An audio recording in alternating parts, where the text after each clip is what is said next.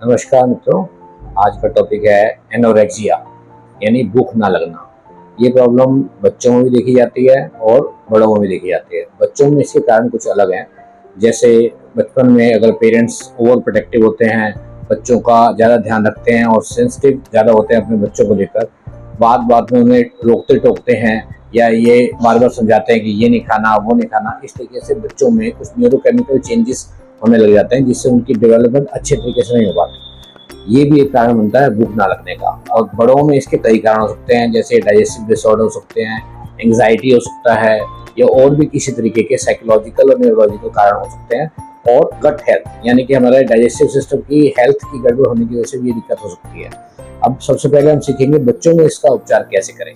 हमें इसके लिए चाहिए ये आधा इंच की पेपर टेप और मेथी दाना। ये हमें कहाँ लगाना है? ये हम दोनों हाथ के रिंग फिंगर के ऊपर वाले जॉइंट पर लगाएंगे। ये बचपन से लेकर 10 साल तक के बच्चों का ट्रीटमेंट भी आपको बता रहा हूँ मैं। दोनों हाथ के रिंग फिंगर के अपर जॉइंट पर, आयुर्वेदिक एक्यूप्रेशर में इसे वात जॉइंट बोला जाता है। इस पर हम इस प्रकार से मेथी दाने की पट्टी बनाकर और इसको हम इस तरीके से लगा लेंगे।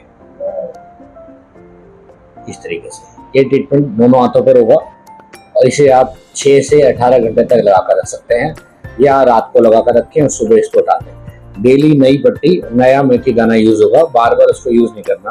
अब हम बात करेंगे बड़ों में होने वाले एनोरेक्सिया के बारे में, यानी अगर बड़ों को 10 साल से ऊपर के लोगों को या बुजुर्गों को किसी भी एज में अगर भूख नहीं लगती, उसके लिए हमें यही रिंग फिंगर पर तीनों जॉइंट पर ये मेथी पट्टी को लगा देना है।